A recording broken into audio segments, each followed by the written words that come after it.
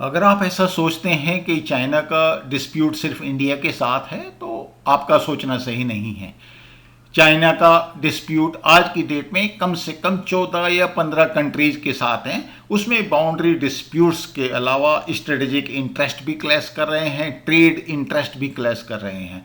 Latest जो China का dispute precipitate हुआ है वो ऑस्ट्रेलिया के साथ हुआ है, जिसमें उसने ऑस्ट्रेलिया को एक 14 पॉइंट्स की चार्ज शीट थमा दी। और ये जिस तरीके से हैंडओवर की गई वो काफ़ी एक सरप्राइजिंग है, बिकॉज वो डिप्लोमेटिक नॉर्म्स में नहीं आता। इंडियन नेशनलिस्ट के इस एपिसोड में मैं कर्नल वीरेंद्र कुमार आज यही पॉइंट डिस्कस करूंगा कि चाइना का क्या ये प्लान्ड एक्शन है, और अगर ये मैसेज ऑस्ट्रेलिया को है तो फिर क्या और नेशंस भी इससे लेसन्स ले सकते हैं, और अभी ऐसा क्या हो गया कि ये प्रेसिपिटेट हो गया, और इंटरनेशनल कम्युनिटी को स्पेशली यूएसए और इंडिया को क्या मैसेज जा रहा है इस चाइनीज ड्रैगन के द्वारा जो वर्चुअली रैम्पेज पे है। क्या कोई इसको रोक सकता है? इस बारे में आज हम डिस्कस करेंगे। इंडिविजुअली जितने भी कंट्रीज चाइना के अगेंस्ट में आज की डेट में हैं, कोई भी उसको डायरेक्ट कन्फ्रंट नहीं करना चाहता, और इसीलिए लोग अलायंसेस की तरफ बढ़ रहे हैं। यूएसए, ऑस्ट्रेलिया, कनाडा, न्यूजीलैंड और यूके, इन 5 कंट्रीज ने भी एक 5 आइज एग्रीमेंट किया है, जो बेसिकली एक इंटेलिजेंस शेयरिंग एग्रीमेंट है। इन कंट्रीज के फॉरेन मिनिस्टर ने हांगकांग को लेके एक बयान जारी किया, जिसमें उन्होंने प्रो डेमोक्रेटिक लीडर्स जो हांगकांग में हैं उनको कहा कि उनको आप फ्रीडम दीजिए, उन पे कर्ब मत लगाइए। और चाइना ने क्या किया? चाइना ने कहा कि आप हमारे इंटरनेशनल नॉर्म्स के अगेंस्ट में, हमारे इंटरनल अफेयर्स में इंटरफेरेंस कर रहे हैं, जो कि हमें एक्सेप्टेबल नहीं है। लेकिन चाइना जो लैंग्वेज यूज की वो काफी ट्रबलसम थी, और चाइना ने लिटरली, अगर आप हिंदी में ट्रांसलेशन करें तो ये कहा कि आपकी आंखें चाहे 5 हो, चाहे आप उससे ज्यादा आंखें रखते हो, लेकिन अगर आपने चाइना के अगेंस्ट में, उसकी सिक्योरिटी सॉवरेनिटी के अगेंस्ट में कोई भी एक्शन लिया तो लिटरली हम आपकी आंखें निकाल देंगे। इंटरनेशनल डिप्लोमेसी में इस तरह की लैंग्वेज बहुत कम यूज की जाती है, और ये तब यूज की जाती है जब एक्चुअली रिलेशनशिप बहुत ही खराब हो। इसके बाद लोगों ने कहा कि 5 आई कंट्रीज तो ठीक है, क्या इंडिया 6ठी आई बनने जा रहा है? फैक्ट ये है कि बी का एग्रीमेंट साइन होने के बाद इंडिया वर्चुअली इस ग्रुप में शामिल हो चुका। तो तभी आपने देखा होगा कि चाइना ने क्या स्टेटमेंट दिया कि आपकी 5 आंखें हैं तो भी ठीक है, ज्यादा हैं तो भी हमारा यही स्टेटमेंट है। तो अब चाइना ने क्या डिमांड लेटर ऑस्ट्रेलिया को दिया, और सरप्राइजिंगली इंटरनेशनल नॉर्म्स को फॉलो ना करते हुए चाइना ने अपना ये जो grievances in the form of demand ये ऑस्ट्रेलियन मीडिया को दिया, न कि ऑस्ट्रेलियन गवर्नमेंट को।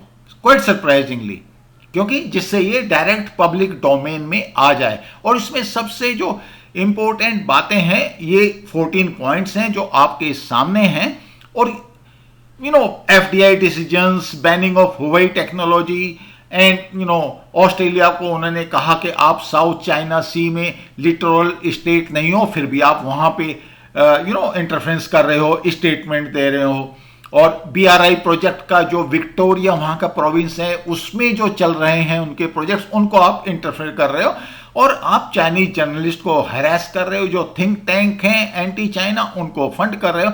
लिटरली अगर आप इसकी डिटेल में जाएं तो आपको साफ पता चल जाएगा कि संबंध कितने खराब हो चुके, और चाइना कितना अपने आप को एजिटेटेड शो कर रहा है, जबकि एक्चुअल में जो परेशानी है वो ऑस्ट्रेलिया की है, बिकॉज चाइना उनके डेमोक्रेटिक सिस्टम को सबवर्ट करके उसका एडवांटेज ले रहा है, और यही कर रहा है वर्ल्ड ओवर। चाइना सब जगह सबवर्जन कर रहा है, बिकॉज सब जगह डेमोक्रेसी है, और चाइना के अंदर आप पब्लिक को तो कुछ डायरेक्टली अप्रोच कर ही नहीं सकते, तो आप कैसे वहां की पब्लिक को इन्फ्लुएंस करेंगे? बहुत बड़ा क्वेश्चन है ये। अब आप देखिए चाइना का प्लान क्या है। चाइना का टोटल एक्सपोर्ट ऑस्ट्रेलिया को $21 बिलियन का था, 2018 की फिगर है। और आप उस साइड से देखें ऑस्ट्रेलिया क्या क्या वहां पे भेजता है। उसमें व्हीट, कॉपर, लोबस्टर, वुल, टीक, बार्ले, शुगर 850 मिलियन। आप समझ सकते हैं कितना बड़ा ट्रेड इम्बैलेंस है।